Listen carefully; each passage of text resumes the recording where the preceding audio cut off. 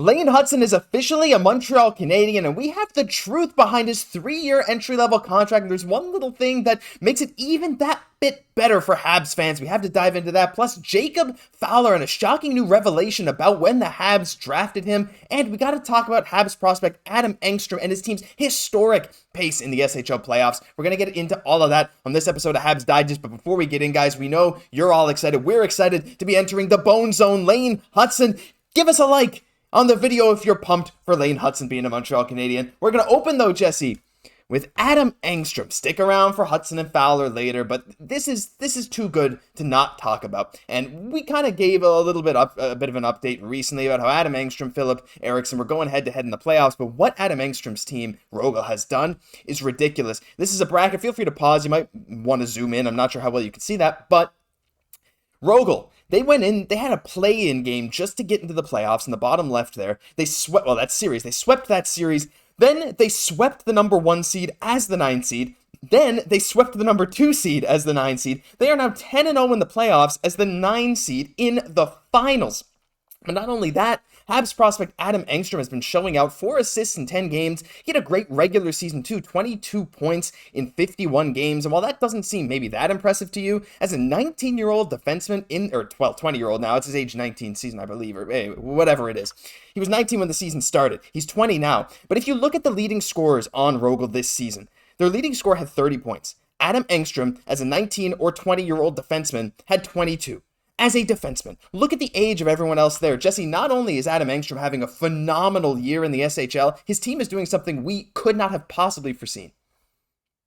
Absolutely. And just seeing his contribution there at such a young age, obviously is pretty amazing. We definitely would like to see him, hopefully in North America sooner than later, but he's really being able to contribute right now.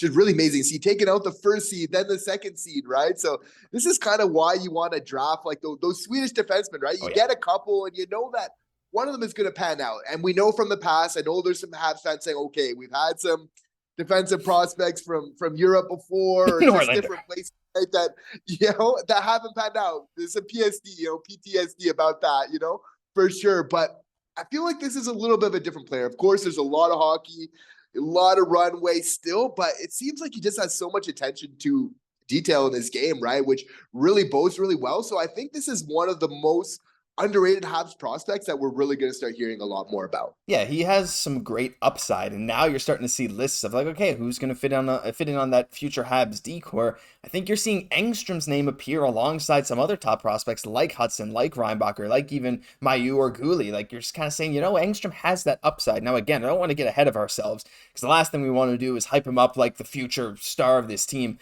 But you got to admit that this point production is ridiculous. He's playing very well on a team on a historic run right now. Cannot wait to see what he has to say when he comes over to North America, maybe plays with Laval and eventually the Habs. Little note about that as well, when they swept Vaxio, the 2nd seed, Filip Eriksson, Habs prospect, was on that team, and he had a game with 2 goals. Those were his first ever SHL goals. They came in the playoffs, 2 goals in 4 minutes of ice time. Anyway, just wanted to give a shout out there where it's due.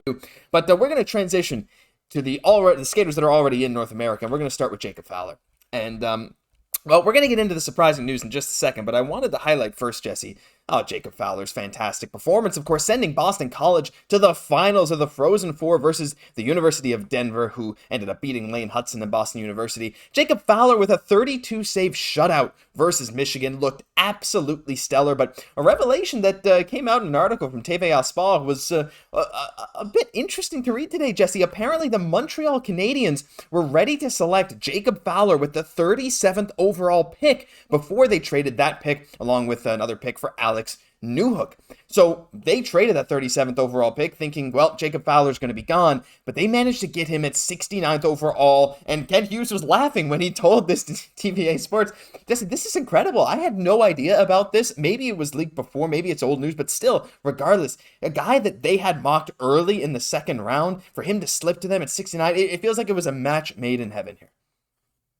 Yeah, talk about having your cake, and really eating it too there. You have to feel like they're performing this absolute draft larceny right now. Like in between Lane Hutson and Jacob Fowler, I think as we look back, at this draft, we're going to look at those being 2 of the bigger steals of this draft just as a whole, right? So amazing that we can get these type of players, again, playing so well when it matters. Like Jacob Fowler, again, in this big game to go to the finals now, putting up a shutout, again, making our scouting team just absolutely look amazing. But a record on his season, 32-5-1.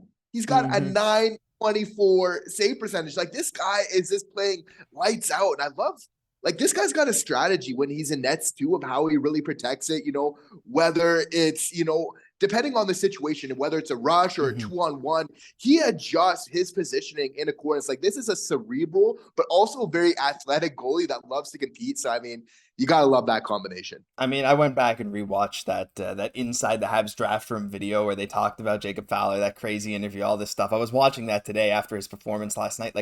I mean, just watching that back, you can see that confidence really, really come through. And now, again, who knows when he'll make his way to the NHL? Goalies are really unpredictable. We could be talking 3, 4, 5 years before he makes that jump. But what we will say is he's got the tools to put it together now. I saw some people saying maybe he'll follow a path similar to Devin Levi of the Buffalo Sabres, who finally got about 20 games this year. I think 4 years out from his draft year. And don't forget, guys, Devin Levi put up a 950 save percentage in something like 30 college games when he was in the NCAA. So Jacob Fowler is still on an amazing pace. His tools are all there. Really excited to see what's to come. Hopefully he can get a win in the finals. The guy that didn't get a win in the finals, though, Jesse, and maybe for the better for the Montreal Canadiens, is Lane Hutson. And we just got to react to this. First off, my gosh, it's time. The Montreal Canadiens agreed to a 3-year entry-level contract, 2023-24 this year to 25-26 with defenseman Lane Hutson. He plans to join the team Sunday evening in Detroit. And before we get into the little nuance behind this contract that we just wanted to mention, that shows how great a guy Lane Hutson is,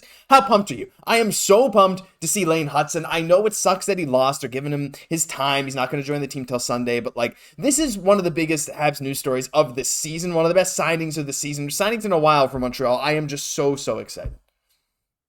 Yeah, I am so excited for this move, to be honest. It seems like he's coming home.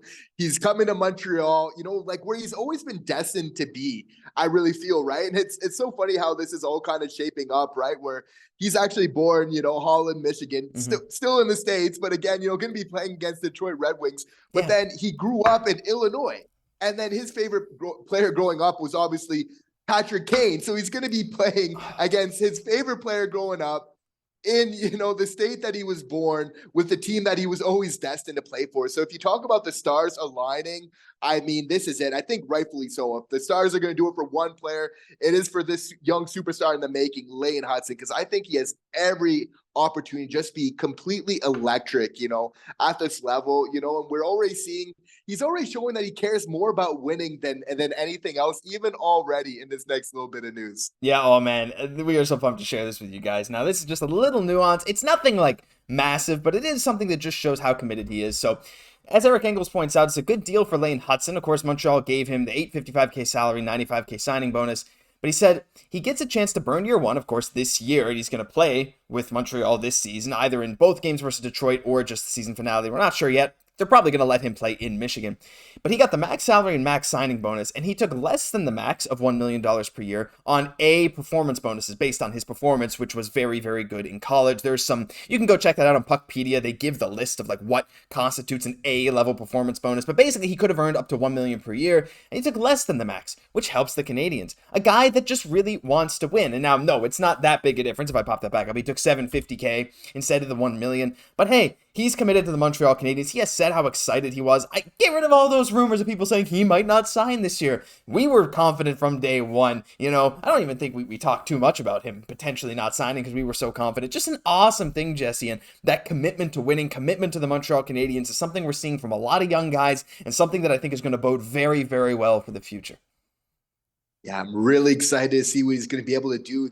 The fact that, just next week in a couple of days, we're going to be able to see him play. I think what he can add to this team is, so amazing, right? And you see when he's coming in, getting those max signing bonuses, just goes to speak about how great his career was. You're playing well when this is, what you're coming into the organization with right away. He's just blown any sort of expectation that anyone's kind of ever placed on himself before, right? He's the one that puts that most pressure on himself. And I think that that's what's really going to take him to the next level. Hey, that's what does it, right? The pressure on yourself forces you to want to get better. They said he's improving, speaking out. He's improving. He's that competitive guy every single day, day in, day out. I'm so excited. That crowd pop when he comes out onto the ice in a Montreal Canadiens uniform in that season finale at the Bell Center is going to be something to behold. And I know you guys are excited because we're excited. Share all your thoughts down below about Lane Hutson finally signing with the Montreal Canadiens. This is going to be an amazing, amazing future. But that'll do it for this episode of Habs Digest. If you enjoyed, leave a like, comment, subscribe to the channel. Subscribe if you're a Lane Hutson fan, because we sure are on this show.